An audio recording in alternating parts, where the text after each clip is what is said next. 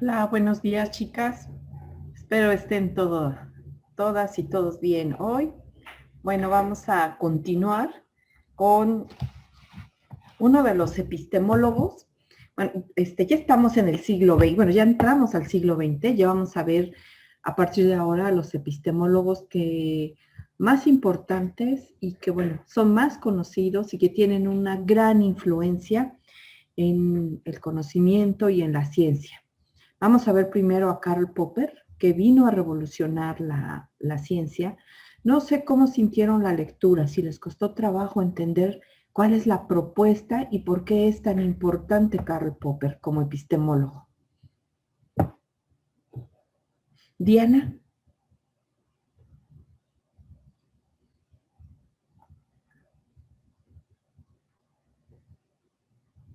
Sí, algún comentario sobre la lectura.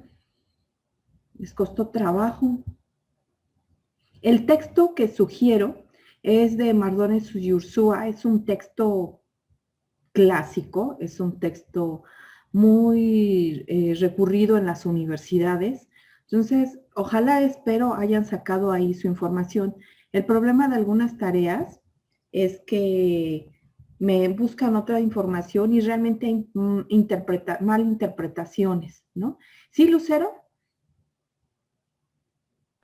Bueno, profesora, es que no sé si hubo una equivocación, pero en el link que nos dejó, a mí me salía lo del libro de Shadow, Ah, me Shirao, seguía saliendo. ¿en No sé serio? Oh, si, ajá. oh, sí, sabes. Bueno, yo lo revisé varias veces y Ajá. pensé que ahí estaba el autor, no. Entonces ya nada más lo vi en el video que usted nos dejó. Ok, bueno, de todas maneras, chéquenlo. Debe estar entonces, voy a cambiar el link, pero debe estar en la otra etiqueta. Gracias, Lucero, por el comentario. Piensen, esto es importante que ustedes hagan estas lecturas porque es parte de la formación que ustedes están teniendo, ¿no? Que tengan habilidades para textos más complicados, ¿no? Pues ustedes de alguna manera, bueno, el trabajo de ustedes va a ser ayudar a otros a comprender textos y pues si ustedes van enfrentando textos más académicos, más difíciles, bueno, cualquier otro texto no va a ser complicado, ¿no? Bueno, vamos a ver entonces a Popper, la importancia que tiene en esta caricatura, bueno, lo que vemos en este meme, ¿no?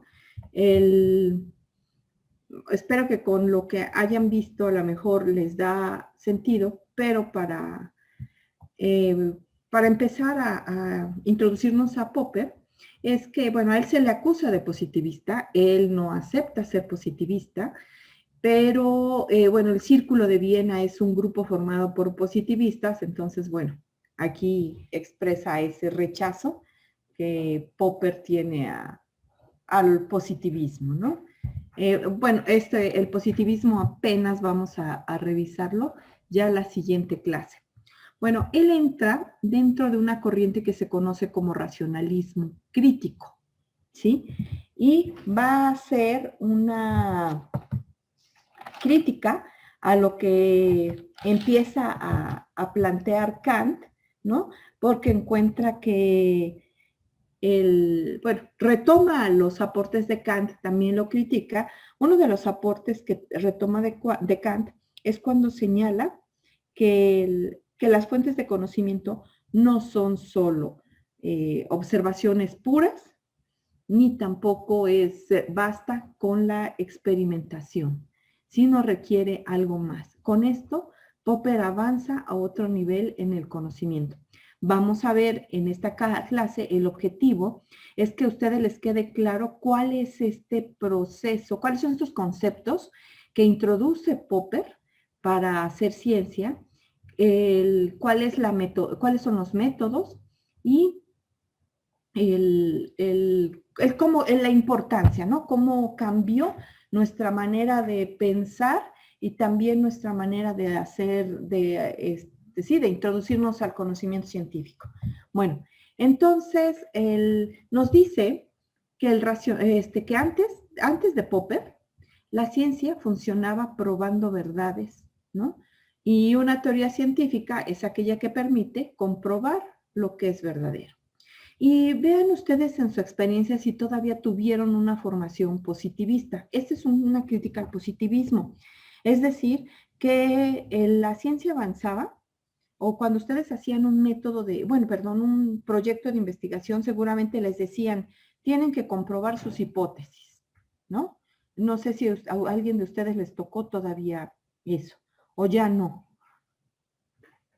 Pero bueno, a ver, entonces, esa era la tradición, ¿no? Había que buscar la verdad de la hipótesis y cuando se comprobaba, entonces, bueno, ya se lograba comprobar la teoría o la hipótesis y entonces ya estábamos más cerca de, de la verdad. Ya con Popper esto cambia, esto es otra revolución de la ciencia, porque Popper lo que dice, que lo que hace que una teoría sea científica es la falsación. Y este es uno de los conceptos más importantes en el pensamiento popperiano que tiene que quedarles claro en esta clase, ¿no? Entonces, ¿qué quiere decir la falsación? Bueno, que las teorías, que las hipótesis tienen que ser refutadas, ¿sí? Es decir, que nosotros en lugar de estar buscando comprobar verdades, lo que tenemos que hacer es encontrar los errores de la hipótesis o de la teoría. O sea, qué no cumple, qué es lo que no funciona. Sí, bueno, hasta acá creo que no hay problema. Otra de las propuestas que hace Popper, es la unidad del método científico, ¿no? En las ciencias naturales y ciencias sociales. Es decir, tratar de que haya un método para explicar a estas ciencias, ¿no? Vamos a ver que después esa es una crítica que se hace a Popper. Bueno, entonces él lo que trata de hacer, él lo que nos propone que cuando hagamos ciencia es ensayar posibles soluciones a los problemas, ¿no? Y estas propuestas son las conjeturas, y entonces cuando llegamos a una conjetura hay que estar haciendo una constante crítica a esas conjeturas. ¿Alguien me podría explicar si entendió qué son las conjeturas para Karl Popper?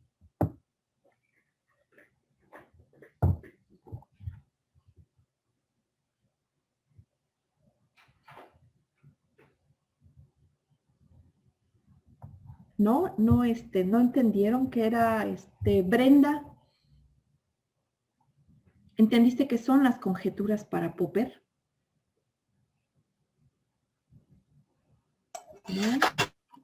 Bueno, lo que yo entendí es que era como una proposición que él daba, una propuesta que él daba o que se daba, que era de cierta manera verdadera, pero sin embargo se debía que someter a pruebas o comprobarse que era verdadera.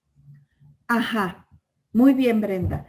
Es decir, estamos haciendo una investigación, ¿no? ¿Qué tema les gustaría? A ver, ¿qué tema te gustaría, Mari Carmen Ortiz?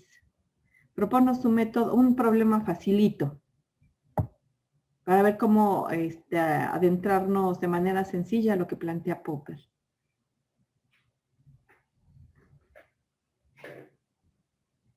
O Jocelyn. A ver.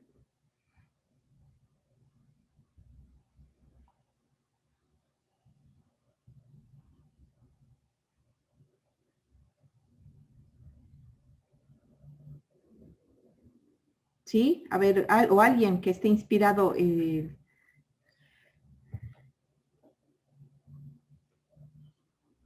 Ariadne.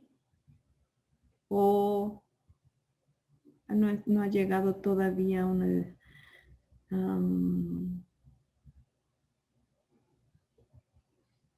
Sí, a ver, un tema, algo facilito, ¿no? Que las alumnas de pedagogía se están enfermando del estómago continuamente, ¿no? ¿Cuál sería una hipótesis? Bueno, no, Ahorita no, va a haber otro más sencillo, porque ahorita no salen, están en su casa, ¿no? Entonces, las alumnas de pedagogía se sienten muy cansadas en la primera hora de clases, ¿no? ¿Por qué? Ese va a ser nuestro proyecto. Vamos a ver por qué no se sienten tan cansadas en la primera hora de clases. Hipótesis. Acuérdense, las hipótesis son posibles respuestas al problema o posibles caminos que nosotros podemos tomar para investigar ese tema. Entonces, una hipótesis, ¿cuál sería? ¿Sí, Susana? Buenos días, profe. Buenos días, ¿Podría Susana. ser porque no duermen bien, quizá? Ajá, muy bien, tan sencillo como no duermen bien, ¿no? Esa es nuestra hipótesis. No duermen 8 horas, que son importantes, ya sabemos científicamente, ¿no? Que lo mínimo es dormir 8 horas para garantizar que que nuestro cuerpo y nuestro cerebro va a descansar. Entonces, como hipótesis, antes con el positivismo, ¿qué teníamos que hacer? Comprobar esa hipótesis, ¿no? Y entonces íbamos a crear herramientas, por ejemplo, hacer una encuestita que preguntara a qué hora te duermes y a qué hora te levantas, y entonces hacemos nuestras cuentas y tenemos que el promedio es 6 horas, ¿no? Que se duermen muy tarde, ¿no? Entonces no duermen las 8 horas y ya tenemos la respuesta, de acuerdo al positivismo o cómo se venía haciendo ciencia hasta Popper. Ahora, con Popper, ¿qué es lo que tenemos que encontrar? En esa misma hipótesis, ¿qué podríamos, cómo podemos falsear o falsar esa hipótesis?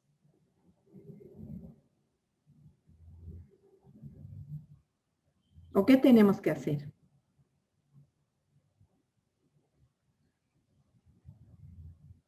Seguramente encontramos, ¿no? Que sí no duermen las 8 horas, pero estamos encontrando que no se duermen temprano porque están con el celular, ¿no? Están en redes sociales, ¿sí? Entonces, vean, aquí ya no estoy solo comprobando, pues no duermen 8 horas, sino que estoy encontrando otra hipótesis que me permite decir, bueno, el problema ya no está en que no duermen 8 horas, ¿no? Sino que hay un distractor más que hace que no duerman las 8 horas, ¿sí? Entonces el problema no es que duerman las 8 horas, sino ahora mi conjetura es el que están apegadas a las redes sociales y no controlan ese impulso y entonces eso no les permite dormir. Entonces, esa es una conjetura. Si se dan cuenta de la diferencia, ¿no? Lo que viene a hacer Popper, ¿no? Por eso es que él dice, con esto avanzamos más, porque no estamos comprobando, estamos haciendo conjeturas, estamos criticando constantemente esas hipótesis para tener otra visión del problema, ¿no? Que me permita conocer, bueno, realmente si ese es el cansancio, ¿no? Entonces, bueno, por eso es que dice que hay un gigantesco progreso de la ciencia, ¿no? Y aquí dice, nos pone de frente a esta idea socrática de la ignorancia, ¿no? Espero que se entienda que es porque, bueno, dudaba, ¿no? Sócrates dudaba. Entonces, ¿podemos decir que Karl Popper entra como un escéptico o no? Se los pregunto porque esto va a ser el tema, una serie de conceptos va a ser el tema de la siguiente, bueno, el próximo tema. ¿Es escéptico o no Popper?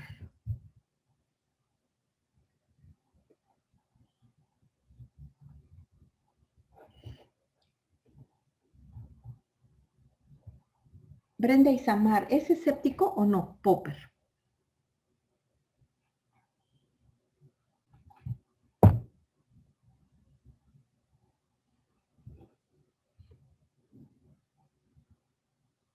Marisela, ¿es escéptico o no Popper?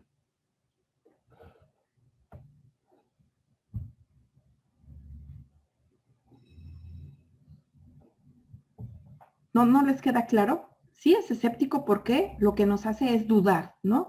De las conjeturas a las que llegamos, bueno, tenemos que dudar de ellas y encontrar la falsación.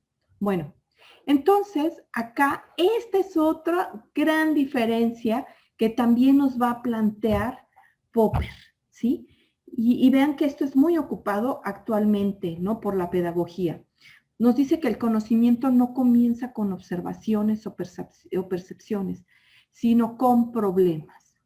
O sea, nosotros ya no solo estamos viendo los fenómenos, sino que ya estamos planteando un problema, ¿no? El ya plantearnos un problema ya nos está organizando ideas, estamos viendo, estamos perfilando hacia dónde vamos, incluso ya estamos también pensando en teorías que nos ayuden a explicar determinado fenómeno social, ¿no? Entonces, vean, esto es un cambio importante porque ahora la observación, ¿sí? La observación ya es generadora de problemas, ¿no? Que es lo que nos va a permitir a nosotros, bueno, adentrarnos a este proceso de conocimiento. Y vean, sino para poner el ejemplo, cuando ustedes, bueno, ahora que ya han conocido algunas teorías, han estado acercándose un poco más a lo que es la tarea de la pedagogía, si ustedes entran a un salón de kinder, por ejemplo, bueno, pongamos ya específicamente a tercero de kinder, bueno, ustedes ya seguramente van a ver problemas ahí, o sea, a ver por qué los niños, incluso si están quietecitos, calladitos, sentados, sin hacer ruido, bueno, eso a ustedes ya les dice algo, ¿no? Hay un problema en el salón, ¿no? El niño no es así a esa edad, bueno, ¿qué está? Entonces ya van a empezar a perfilar su observación, a ver qué está haciendo la maestra, ¿no? Pero también si el grupo está totalmente relajado y los niños no están en su lugar, bueno, sabemos que un niño no puede estar sentado más de 10 minutos, ¿no? Entonces, y bueno, es parte del proceso, pero sí, aquí es interesante ver, bueno, qué está haciendo la maestra para controlar al grupo, dándole esa libertad, pero que el niño esté cumpliendo estas, pues las actividades que les permiten desarrollar las habilidades que en ese momento se va a trabajar, ¿no? Es decir, todo para ustedes ya, bueno, la observación ya no es una observación que no les dice nada, ¿no? Todas estas teorías a ustedes ya les está formando estas ideas, esta perspectiva de pensar con problemas, ¿no? Entonces, esto fue otro de los grandes aportes de Popper, ¿sí? Y él empieza también otra de las ideas que retoma de Hume, es el problema de la inducción. Ese sí, yo creo que se acuerdan, ¿no? Ya Hume, David Hume planteaba que había un problema con la inducción. Entonces, Popper va a criticar a la inducción. Él se identificaron cuál es el método que propone Popper. Jocelyn. No está Jocelyn. Yasmín.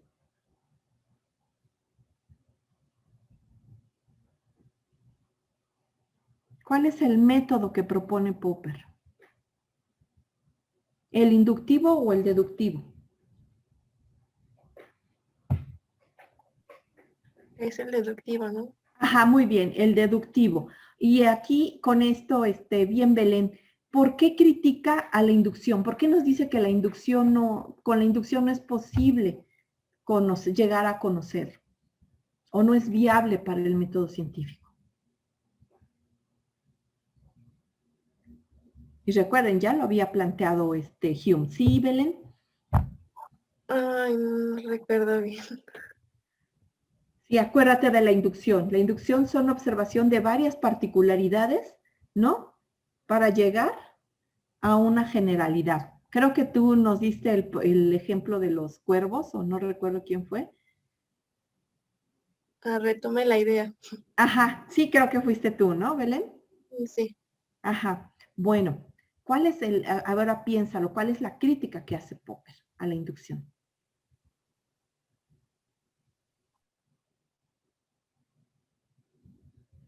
Es decir, para Popper, el problema de la inducción Así, Susana.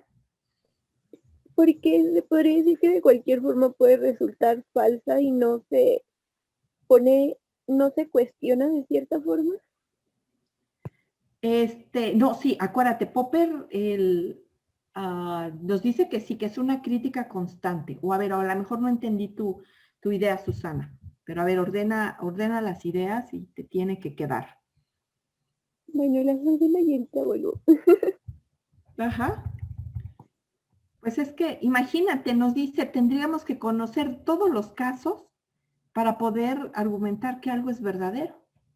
Y eso es imposible, ver todos los casos, ¿no? Entonces, ahí encuentra un problema, ¿no? Entonces dice, por eso aquí dice, al inferir enunciados generales a partir de particulares, por grande que sea el número, cualquier conclusión corre el riesgo de resultar falsa, ¿no? Entonces no podemos comprobar o experimentar todos los casos y ahí está el problema, ¿sí? Entonces, por eso es que considera que la inducción no es el método que nos permita llegar, bueno, el método viable para la ciencia, ¿sí? Aquí, bueno, tenemos el ejemplo, ¿no? Ya Hume advertía los problemas de la inducción, bueno, y Kant trató de escapar esta dificultad con la justificación a priori de los enunciados sintéticos, ¿no? Que fue lo que vimos la clase pasada. Entonces, habría que encontrar, nos dice Popper, para decir que todos los cisnes son blancos, es el ejemplo, pues habría que ver que todos los cisnes son blancos, pero cuando encontramos un cisne negro, entonces ya se vino abajo nuestra hipótesis, ¿no? Y con ese caso, bueno, ya no podemos hacer esa generalidad. Entonces, de alguna manera, es como encontrar al cisne negro para decir que, para echar abajo o falsear la hipótesis de que todos los cisnes son blancos, ¿sí? Bueno, hasta acá va quedando clara cuál es la propuesta de Popper. Esto es bien importante porque es lo que perfila ahora las investigaciones que, bueno, ustedes van a llevar toda una rama en investigación y bueno, esto es de lo último que se retoma, ¿no? Bueno, las inferencias inductivas nos dice son inferencias probables, ¿no? O sea, todo es probable hasta que se encuentra lo falso. Entonces, acá dice también, los enunciados científicos pueden alcanzar grados de probabilidad. Con esto, a ver, respóndanme. Pues para Popper, ¿podemos encontrar verdades absolutas? O para Popper, más fácil, podemos encontrar, de acuerdo a Popper, ¿podemos realmente encontrar la verdad? Según yo, no, porque todo tiene, digamos que, algo falso o nada es completamente absoluto. Ajá, sí, muy bien, Susana. Bien, ¿no? Entonces aquí vemos que también el concepto de verdad ha cambiado, ¿no? Ya no percibimos, ya no concebimos la idea de una verdad absoluta, ¿no? Y bueno, aquí vamos a ver lo que es el método deductivo o el método de contrastación. Este es otro concepto importante, la contrastación en Karl Popper, ¿no? Entonces, bueno, ¿cuáles son estos pasos? ¿Sí? Es la comparación lógica de las conclusiones, ¿no? Es decir, se comparan las conclusiones a las que hemos llegado, ¿no? Se empieza a estudiar, dice, de la forma lógica, la forma lógica de la teoría, ¿no? Si es empírica, científica o tautológica. Tautológica quiere decir que se esté repitiendo lo mismo, ¿sí? O que me esté diciendo lo mismo. Bueno, siempre va a haber contrastación o comparación con otras teorías. Aquí lo importante es que si nosotros estamos viendo una teoría y estamos haciendo una investigación con base a ello, lo importante es ver si me sirve, me ayuda esa teoría a explicar mi problema de investigación, ¿sí? Entonces, aquí lo que tengo que hacer es contrastar, buscar otras hipótesis, ¿no? Buscar otras teorías que me ayuden a explicar el fenómeno y bueno, si si mi hipótesis o mi teoría resiste esa contrastación, entonces, bueno, seguimos viendo que esa teoría es vigente, o si no, tenemos que seguir buscando cómo contrastarla. A ver, vamos a hacer un ejercicio en cuanto a lo que podemos falsear y no, porque no todo es falseable como enunciado, como hipótesis que nos planteemos. Aquí dice, ¿la luna es blanca o no lo es? ¿Por qué no se puede falsear esto? ¿O cuál sería el enunciado que podríamos falsear?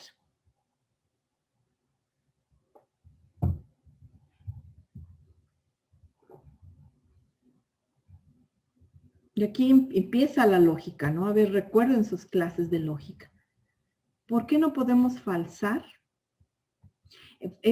También otra diferencia. En Popper, falsar, falsear, falsación no es lo mismo que falso, no viene de lo falso, ¿no? Porque eso conlleva un aspecto negativo, ¿sí? Le da otra idea como más de contrastación, ¿no? ¿Cuál sería el enunciado que podría falsear respecto a que la luna es blanca? Bueno, ya se los dije. Podemos falsear el enunciado la luna es blanca, ¿no? Pero este enunciado, la luna es blanca o no lo es, ¿sí, Marisela? Yo siento que sí la podemos falsear porque no la hemos visto como tal de cerca, la vemos de lejos y eso puede hacer que de alguna manera cambie. Ajá, bien, Marisela, pero en cuanto al enunciado, así como está, ahorita estamos analizando que este tipo de enunciados no podemos falsear. ¿Por qué? Y vean, ahí recuerden a Leibniz. Y ahorita vamos a la siguiente parte, que es lo que tú ya señalas. Con esto lo que estamos viendo que es bien importante, cómo nosotros estamos creando y construyendo nuestros argumentos, porque esto nos pueden llevar a lo que llamaba Kant las aporías, ¿no? O a planteamientos que son tautológicos, que no nos van a llevar a nada, ¿sí? O bueno, en este caso, pues se acusa al enunciado de ser, bueno, de no llevar a la investigación. ¿Por qué? ¿Dónde está la contradicción?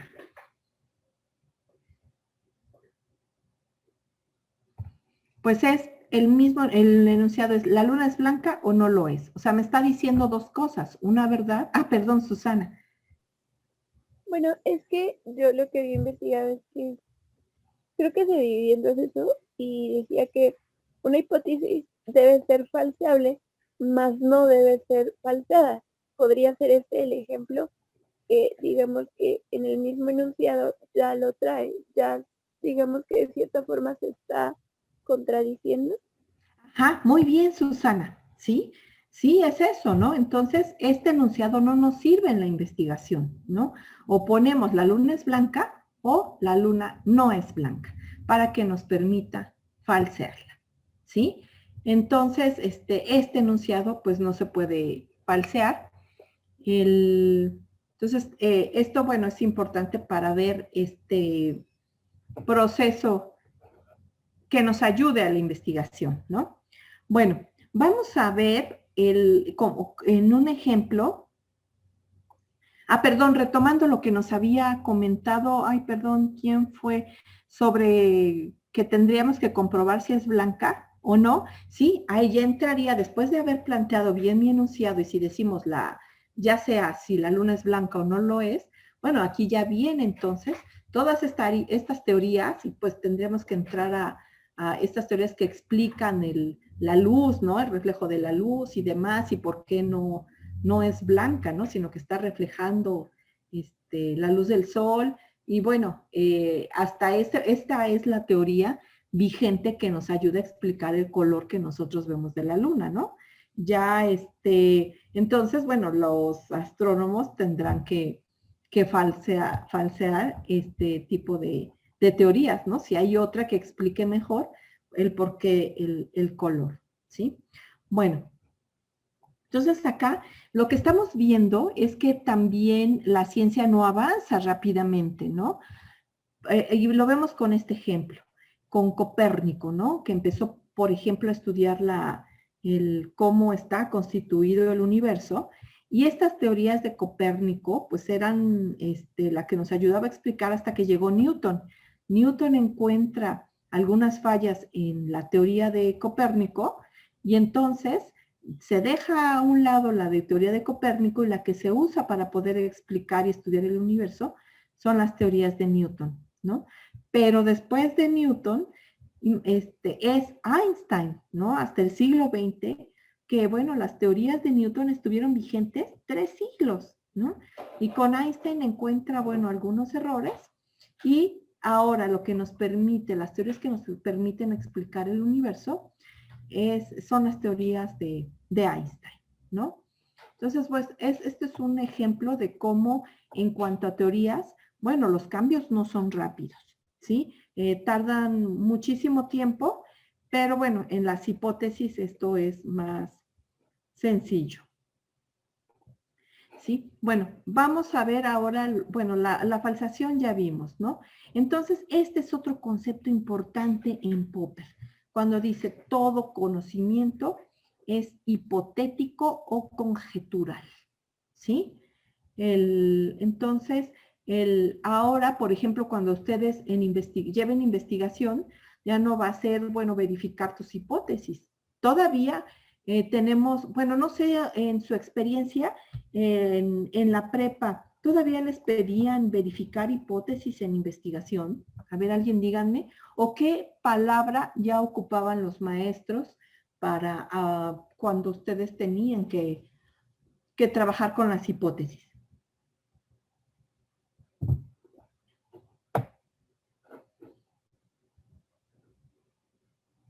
Diana, ¿qué conceptos ocupaban? ¿Te acuerdas? Jonathan,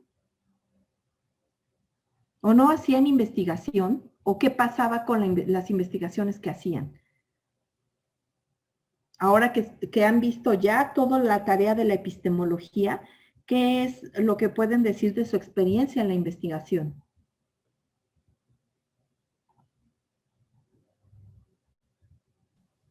¿A alguien le gusta?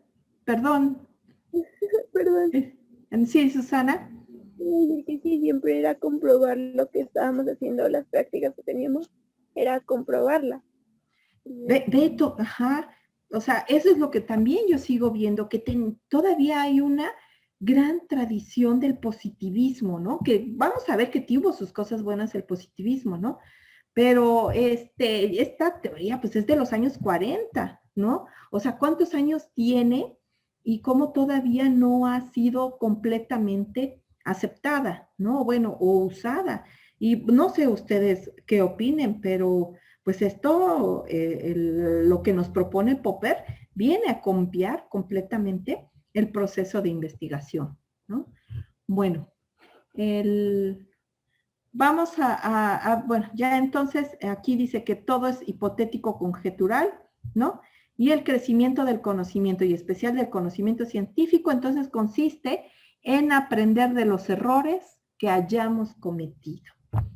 Y bueno, esto también es bien importante, ¿no? Porque si nosotros nos equivocábamos, no, pues era un estigma, era un fracaso, pues nos sentíamos mal, ¿no? Si no llegábamos a comprobar eso. Pero aquí lo que nos dice, a ver, los errores, eso nos están ayudando, ¿no? En el proceso de investigación, eso es lo que nos permite conocer los errores. Entonces, también eso cambia nuestra actitud hacia los errores, ¿no? Y no sé si ustedes lo han notado, pero también con los errores es cuando nos damos cuenta de otras cosas, ¿no? Entonces, si lo vemos así, es lo que permite conocer más que solo estar afirmando que, pues, lo que yo creo saber, ¿no? Porque si yo creo saber algo, eso no me está permitiendo ver otras cosas. Pero a ver, ya vimos todo lo que nos propone Popper. Ustedes díganme qué es cuáles serían las ventajas de esto que nos propone Popper a esta tradición que ustedes han venido, con la que se han venido educando, o bueno, que han venido trabajando, que es la verificación. ¿Hay algo que les haya ahorita saltado a la mente del el problema con el anterior método de verificación?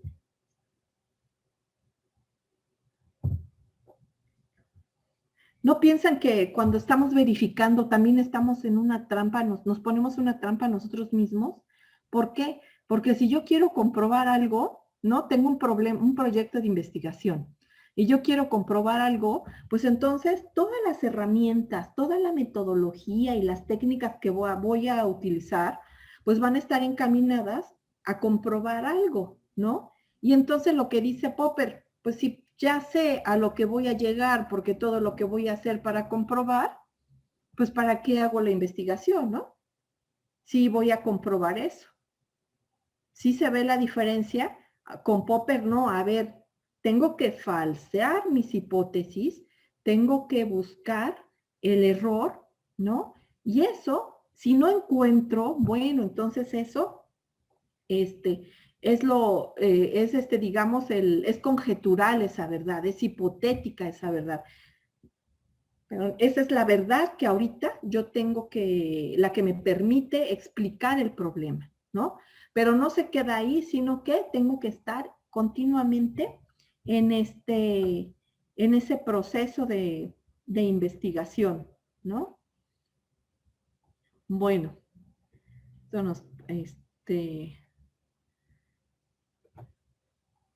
entonces, bueno, otra idea importante en Popper, el problema de la demarcación. ¿Alguien entendió a qué se refiere Popper con la demarcación? Este es uno de los primeros pasos que nos dice Popper que hay que revisar.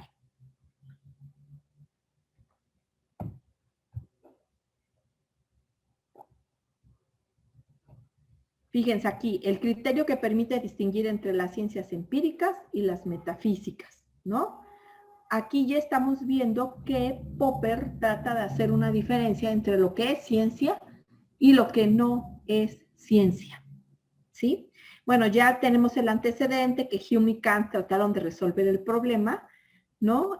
Con lo que ellos proponían, pero ya con los positivistas que no hemos visto, que vamos a ver próximamente, dice, interpretaban el problema de la marcación de un modo naturalista, o sea, de un problema que era de las ciencias naturales, ¿no? Entonces, bueno, aquí es realmente lo que Popper propone es cómo conocemos, cómo sabemos, o sea, identificar cuando son ciencias, ¿no? Bueno, vamos a ver otros ejemplos para ver lo que propone Popper, ¿no? En mi hipótesis, si yo tengo todos los metales, se dilatan con el calor. Bueno, tenemos que si hacemos una experimentación, lo que tendremos que hacer, por ejemplo, es encontrar el metal que no se dilató con el calor para poder sostener esa hipótesis, ¿no? No es solo estar buscando los metales que se dilatan con el calor, ¿sí? Entonces, ya cuando encontramos este metal que no se dilata con el calor, bueno, entonces ya la conjetura se sigue sosteniendo o no esta hipótesis, ¿no?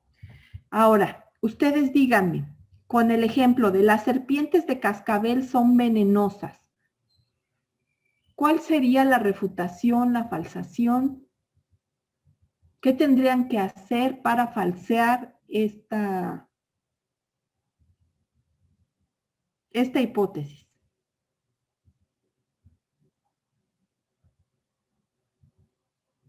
Fíjense, está complicado, ¿no? Porque nos dice, las serpientes de cascabel son venenosas y eso todos conocemos, ¿no? Que las serpientes, pues, de cascabel son venenosas.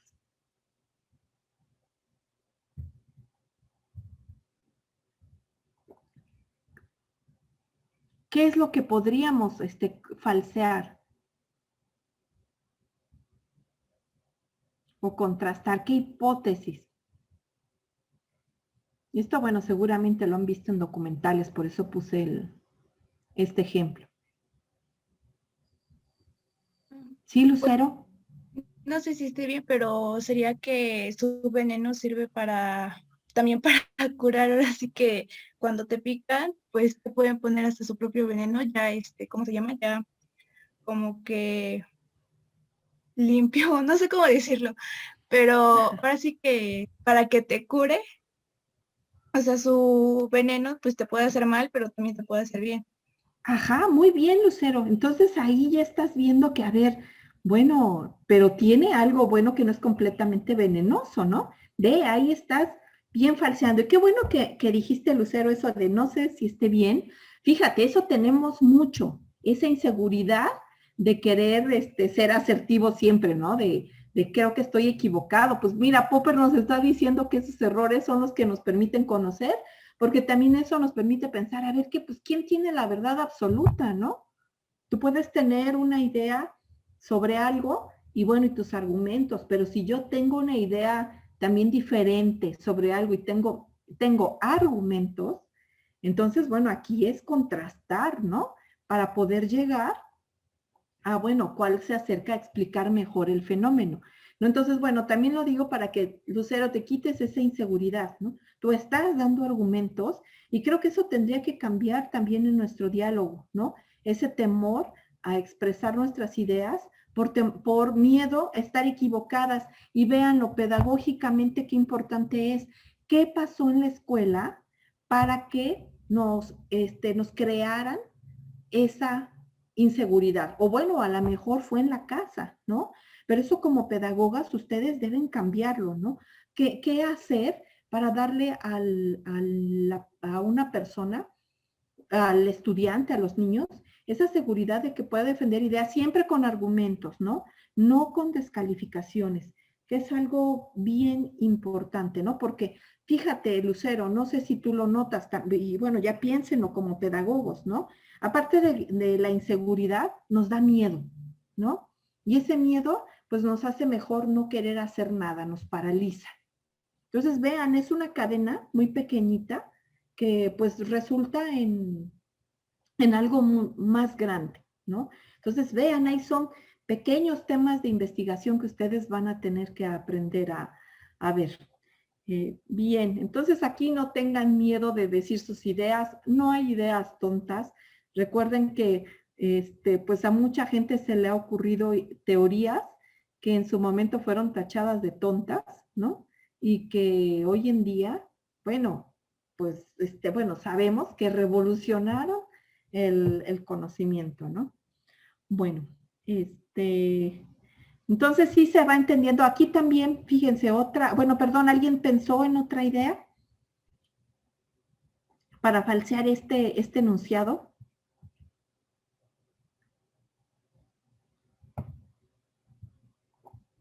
Por ejemplo, que hay casos que no todas las personas que son mordidas por serpientes de cascabel han sido envenenadas, ¿no? Entonces vean, entonces, ¿qué pasa? ¿Por qué a unas personas la toxicidad del veneno actúa de una manera y en otras no actúa de la misma manera? ¿Qué tiene que ver? ¿Es el hombre, el veneno o es qué? ¿No?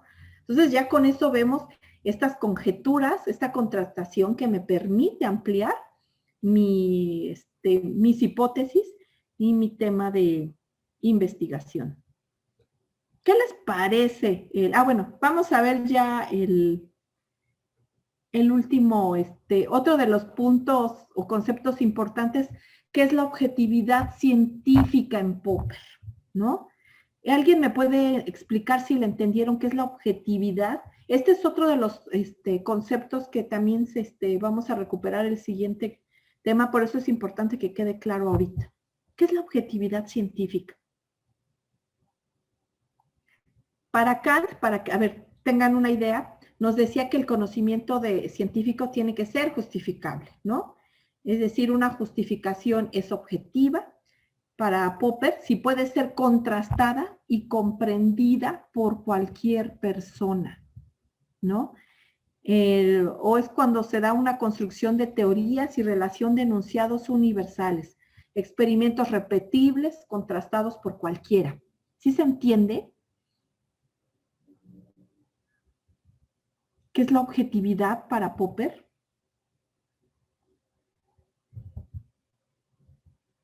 Fíjense aquí, a ver, pónganme un ejemplo.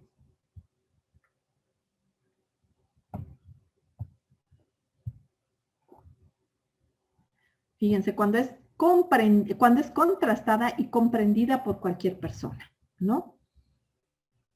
Tenemos, por ejemplo, la teoría del evolucionismo, lo que nos dice Darwin. Y esa teoría es comprendida y puede ser experimentada con lo que propone Darwin en China, en Japón, acá, ¿no? La teoría de la gravedad, esa teoría, pues la comprendemos en todas partes del mundo, es objetiva, ¿sí? Porque, bueno, con lo que señala, y bueno, lo básico que nosotros sabemos de esta teoría, pues sabemos que existe la gravedad, ¿sí? ¿Cuál sería, por ejemplo, una investigación? Bueno, por ejemplo, las teorías del conocimiento. También, ¿no? Si nos dicen, a ver, el aprendizaje es un proceso cognitivo, ¿por qué se da? Entonces, cualquier teoría, la de Piaget, Brunner, el pedagogo que quieran, es comprendida en todas partes del mundo y puede ser verificada, contrastada también en cualquier lugar, ¿no? ¿Sí se entiende qué es la objetividad?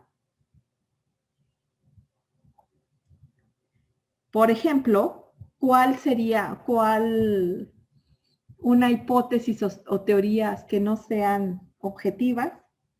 ¿Sí se acuerdan que al principio de clase les hablé de un médico que estaba haciendo y que era premio Nobel de medicina, que encontró que había razas que eran más inteligentes y que eran las razas arias, ¿no? Bueno, esta no era objetiva, ¿no? Bueno, se veía el sesgo, pero bueno, ya la comunidad científica dio argumentos para rechazar, con bases científicas, la no objetividad de ese proyecto, bueno, de ese tema, ¿no? Bueno, entonces eso es importante, nos dice la objetividad de la ciencia.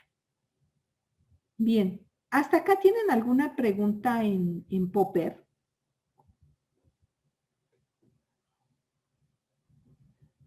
A ver, para saber si les quedó claro, piensen en este ejercicio, encontré este meme sobre el proceso de investigación.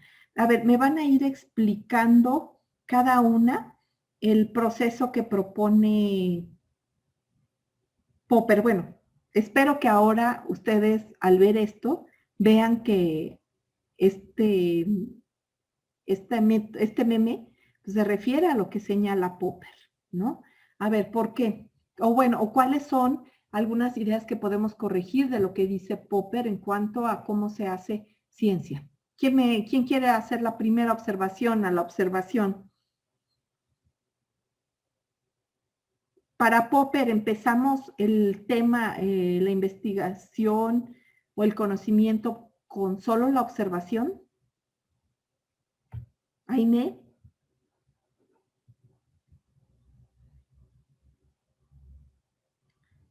¿Se empieza una investigación con la observación? Evelyn.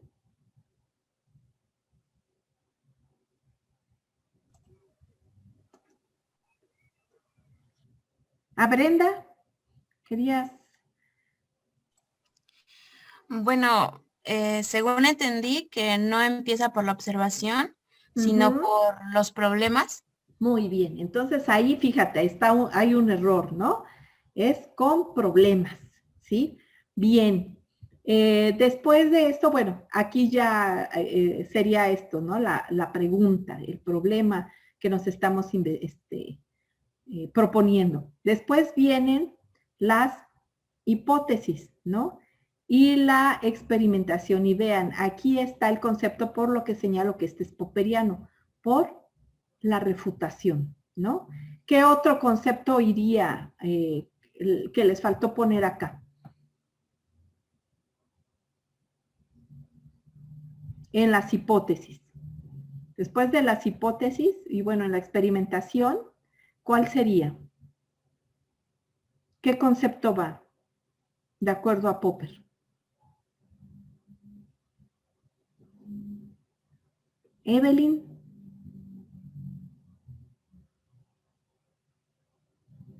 Jessica.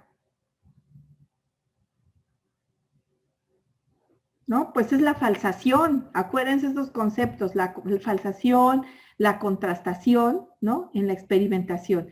¿Qué pasa si es refutada? Y por eso aquí va en distintas direcciones, ¿no? Si no es refutada, pues sigue esta hipótesis, ¿no? Y empieza el proceso. Pero si es refutada, entonces vamos a la siguiente teoría, ¿ya? Entonces, podemos encontrar esas dos cosas en el tema.